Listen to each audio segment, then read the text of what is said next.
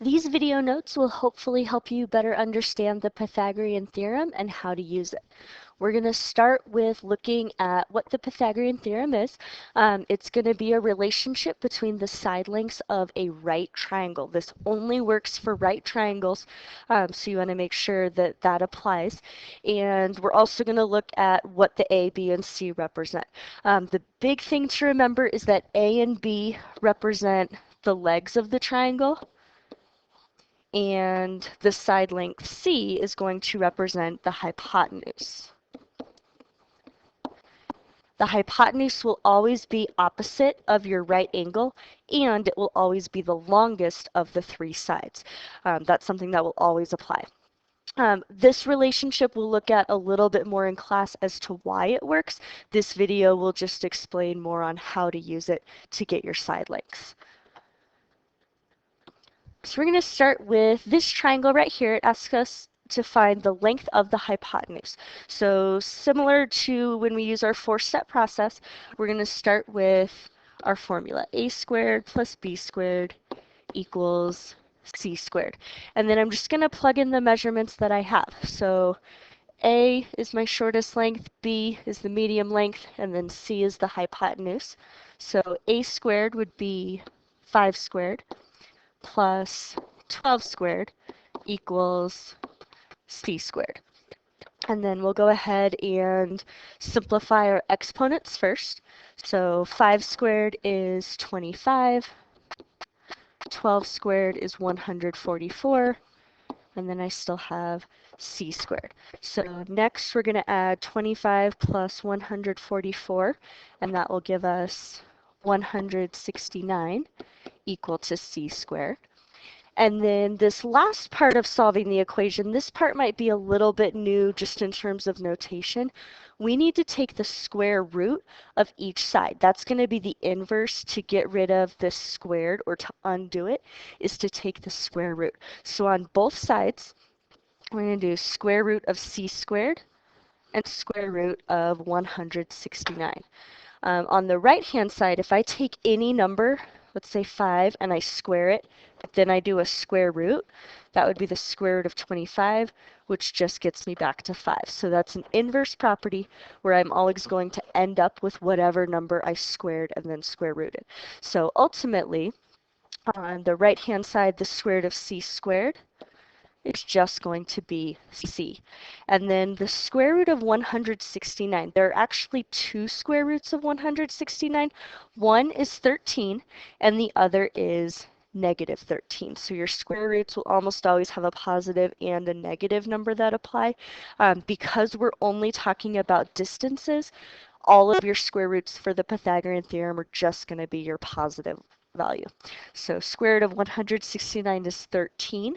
And then we'll go ahead and put units on it, which would be meters. So the side length for the hypotenuse would be 13 meters, and that definitely seems reasonable. It's bigger than the two side lengths, but it's not so extraordinarily big that it would be unreasonable.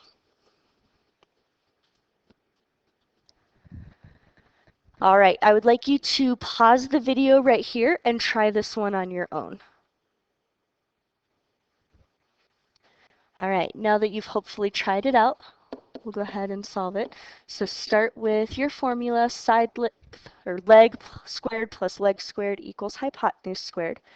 And then we can plug in each of our values. So 8 will go in place of A, 15 will go in place of B, and C will just stay C. So 8 squared is going to be 64.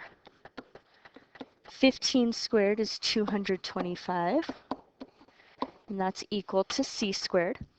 And then we'll go ahead and add these two together to get 289 equals C squared. And then we're going to take square root of each side.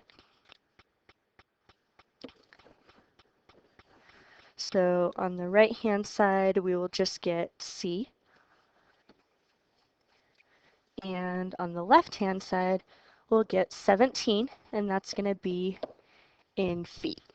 So this side will be 17 feet.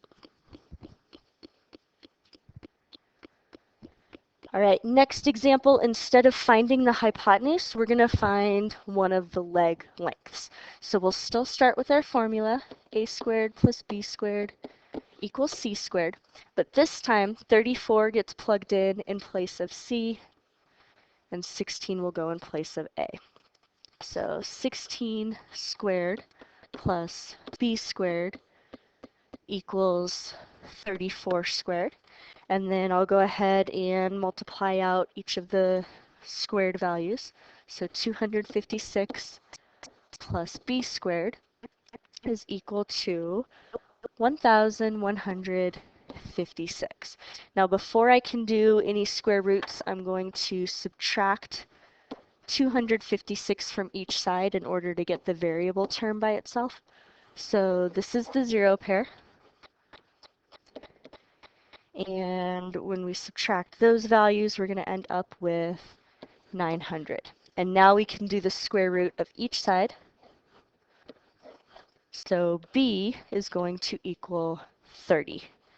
And then that'll be in yards. So if I look back at the triangle, that seems reasonable. It's between 16 and 34. All right, on this one, we do have some decimals in there. Same as before, I would like you to pause the video now and try this one on your own.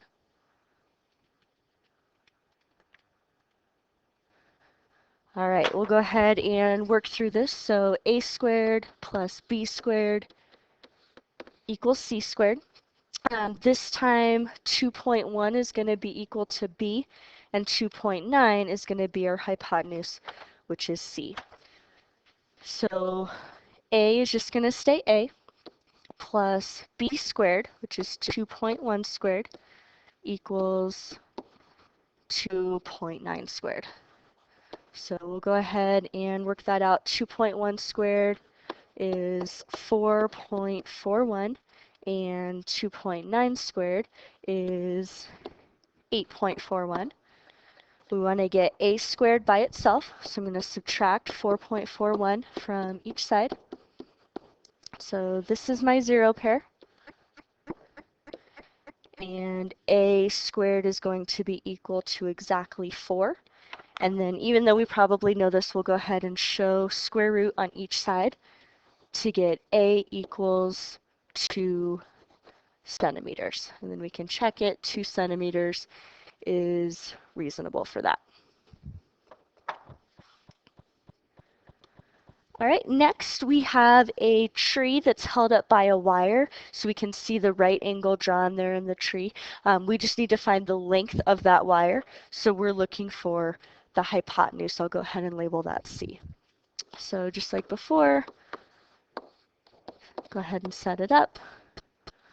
So A and B are going to be 1.5 and 2.5. So 1.5 squared is 2.25. And 2.5 squared is going to equal 6.25. And that's going to equal C. So now we can add those ones together. It's going to come out to 8 5/10. And then now we're going to do the square root of each side. And since this one doesn't have a nice whole number, we'll go ahead and write down what the calculator would give, which would be about 2.9. It actually comes out to 2.915, and then there's a bunch of other digits. We'll go ahead and round to the nearest tenths place, so that would be one number after the decimal point, and then that would be in feet. So we'll round to the nearest tenths place unless it tells us otherwise. Okay, final one, a little bit more on the problem solving. Again, I would encourage you to pause it here, try to find x, and then you can hit play and see if you're right.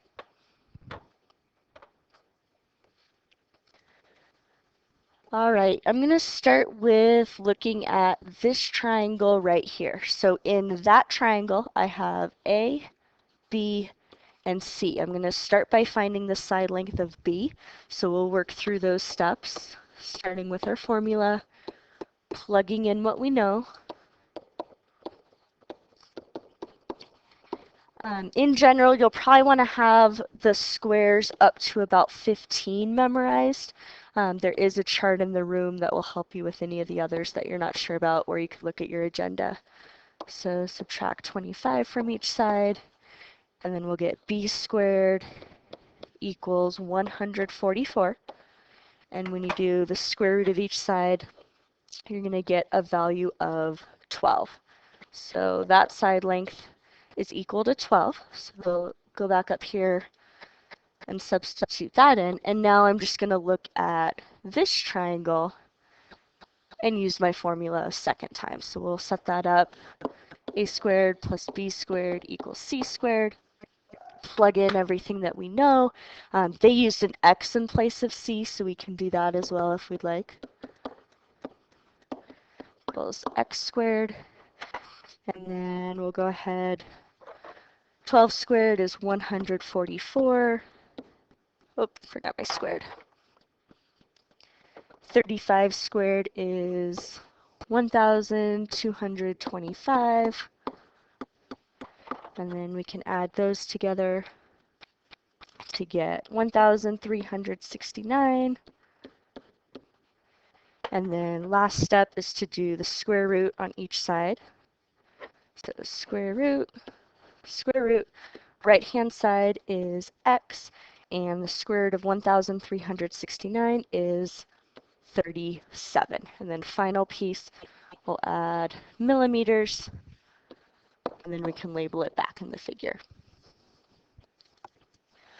All right, so that explains how to apply the Pythagorean theorem to find missing side lengths. Always start with your formula, plug in what you know, follow your 4 steps to get to your answer. Hopefully that helps, and good luck solving these.